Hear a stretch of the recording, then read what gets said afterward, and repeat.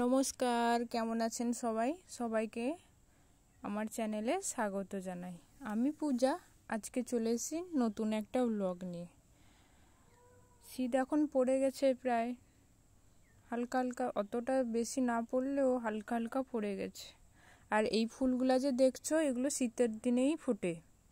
রজনীগন্ধার মতো দেখতে, সাদা সাদা লম্বা লম্বা, দেখতে বেশ সুন্দর। শীতের সময় বেশি ফুল না ফুটলেও এই ফুলগুলো দিয়েই পুজো করা হয় আমাদের ঘরে।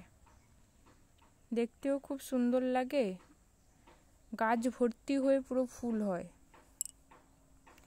বেশি না ফুটলেও কয়েকটা ফুটেছে।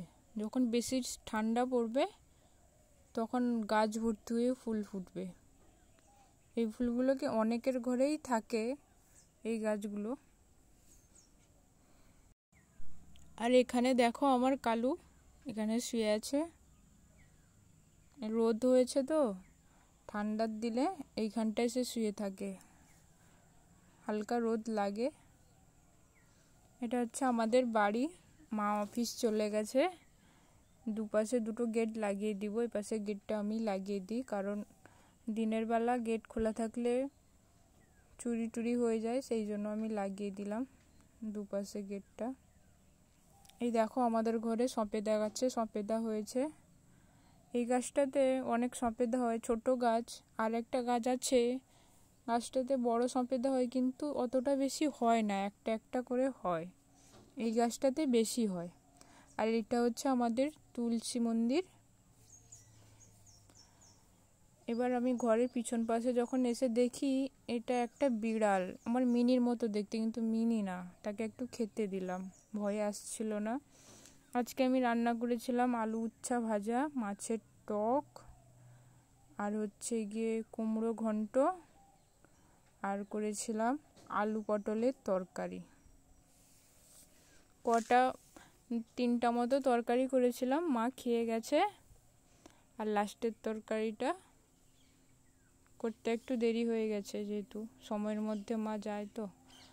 আর এই বিড়ালটাকে আমি খেতে দিলাম লাস্টে এসে, মানে খেতে দিয়ে চলে এসেছি, তখন এসে খাচ্ছে, এত ভয় পায়।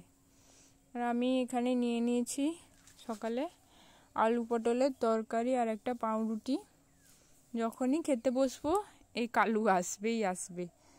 একে মানে কি বলবো, একে যে কোনো রকমের সবজি দাও না কেন খেয়ে নেয়, সব জিনিস খায়। আর আমি খাবো, এদেরকে দিব না, এটা কখনো হবে? মানে একে এরকম ছুঁড়ে দিবে, ক্যাঁচের মতো ধরে নিবে খাবারটাকে। দেখো আমি এখানে পটল দিচ্ছি, সেটাকেও সে খেয়ে নিবে। পটল বলো, উচ্ছা বলো, কাঁচকলা বলো, যে কোনো সবজি দাও সে খেয়ে নেয়। ফলও খায়, তরমুজও খায়, আম খায়, পেঁপে খায়, সব কিছু খায়, ভালো বেশ। আর এর খেতে দিচ্ছি, এর মধ্যে কালু চলে এসছে, মারপিট লেগে গেল দুজনের। ভাবছি সবাই যে যার কাজে চলে গেছে, আমিও একটু কাজে লেগে পড়ি। এই যে দেখছো আমার এই আলমারির মানে থাকটা, এখানে আমার ব্লাউজ, শাড়ি, ছায়া সব যেন একদম জটলা পেকে গেছে একদম। কি হয়েছে বলো তো? ধরো যেদিন কোথাও যাব, একটা ব্লাউজ বের করে সেটা হয়নি, টাইট হয়ে গেছে, সেটা আবার রেখে হয়তো আর একটা খুঁজতে গিয়ে এইরকম হয়ে গেছে। আগে ব্লাউজগুলো হয়ে যেত, এখন টাইট হয়ে গেছে প্রচুর, সেগুলোকে আবার খুলতে হবে। তার জন্য এগুলোকে বের করাতে হবে, দিয়ে একটা একটা করে সেলাই খুলতে হবে, দিয়ে আবার রাখতে হবে। আগে এটাকে গুছিয়ে নিই, একটা একটা ব্লাউজ বের করে, ছায়া, ব্লাউজ, শাড়ি আলাদা আলাদা করে নিই, দিয়ে এটাকে সুন্দরভাবে গুছিয়ে নিই।